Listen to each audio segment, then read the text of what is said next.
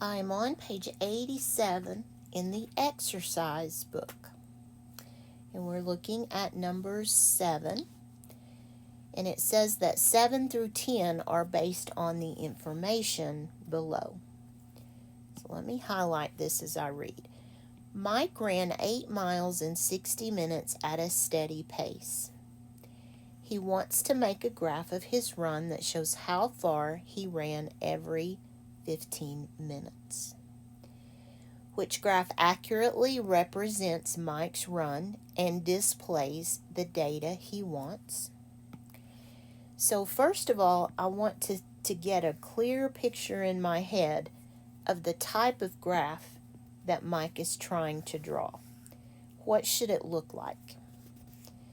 Well, his independent variable, the thing that he can choose, is the number of minutes he wants to run. So that's going to be on the x-axis. And it also told me that he wants to do it every 15 minutes. He's tracking his minutes as 15s. So we want to know that this is scaled by 15. They were clear about that. And then on the y-axis, we want to get his distance in miles. So this is what we are trying to accomplish, or that Mike is trying to accomplish. So look at graph A and tell me if this condition is met. I do have miles over minutes. That's a good thing, so it passes that test. But let's look at the scale. How is the x-axis scaled? It's scaled from 0 to 10 to 20 to 30. Is that counting by 15? No. And I should have done this first, but let me go back up here and let's do a scale of 15 and see what that looks like. So it's going to be 0, 15, 15 times 2, 15 times 3, 15 times 4, 15 times 5, and so on. So the scale of the graph needs to look like this on the x-axis. And A does not do that. The scale on A is the problem. So A is not the answer. We can cross that one off. Process of elimination. That is not it. Okay, so let's bring this lovely picture. I'm not an artist, but let's bring it down here and let's check to see if it fits. Well, we have miles over, there's a problem. That should be minutes. So this one is not going to be it either. Okay, excuse me. All right, let's bring this lovely reference picture down another level and see what we have here. I have miles to minutes, and the scale is right. 0, half of 30, that's 15, 45 in there, 60, 75, and so on. So this fits on all accounts. So C is definitely in the running for a possible answer. But we need to check them all. All right, this one we have miles over minutes.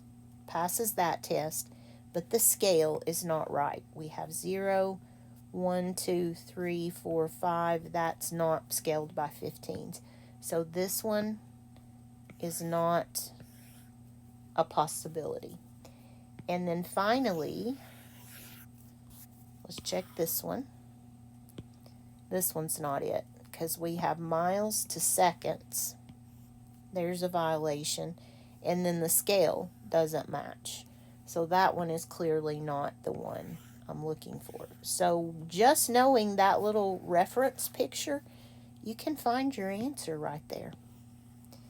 This is why I tell you to always take the time to look at the graph. Study the graph and see what you're looking for before you dive into the problem. So C is going to be the choice. Okay, let's take a look at number 8. Which formula represents the slope of the graph? Well, let's bring this little fella back up here. He's going to help us on this one too. We need to know miles over minutes. Miles is another way of saying distance.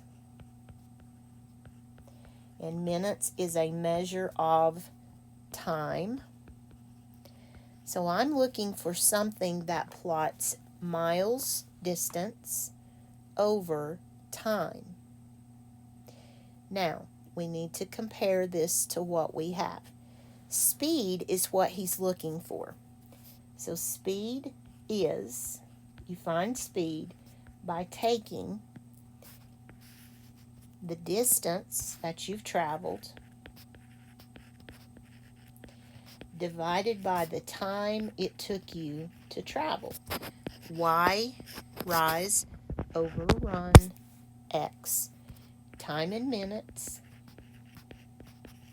distance in miles. So I like answer B. A has the right ingredients, but they're in the wrong order. This is putting run over rise. And we know that slope is rise over run. So for this one, I like B. C has everything mixed up, as do D and E. Speed is the thing that he's trying to calculate. So that's the thing that's over here. That's the output. And then to get the output, you have to do distance divided by time.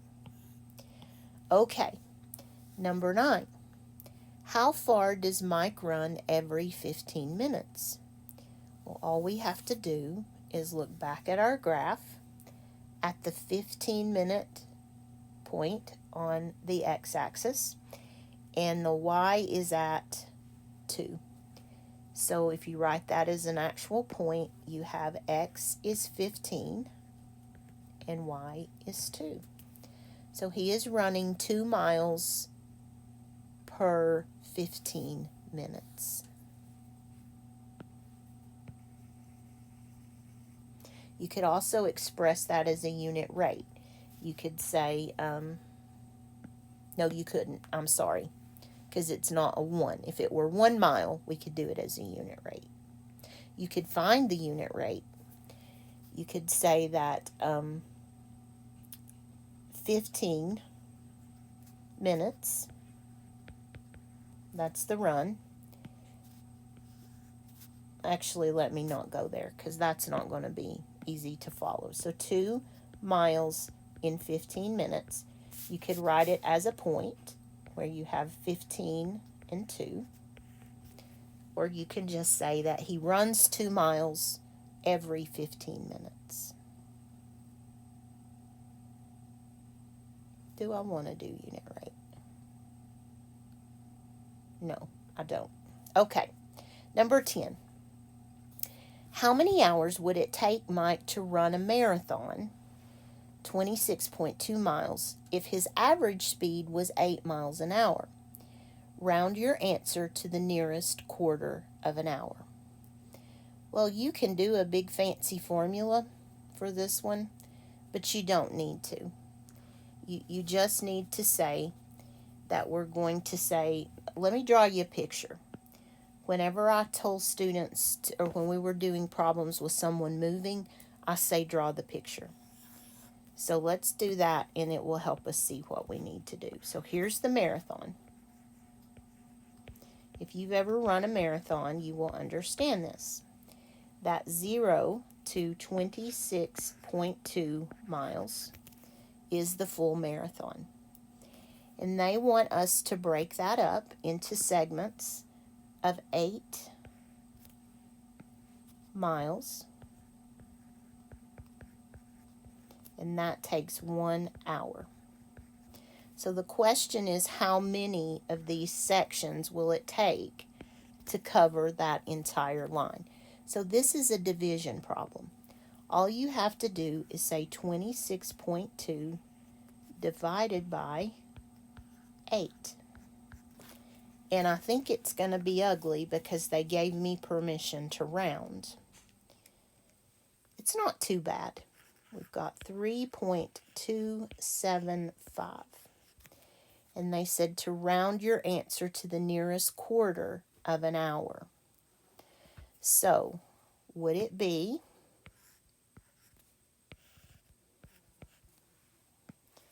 3 hours and 1/4? Is it closer to that, to 3 1/4 hours?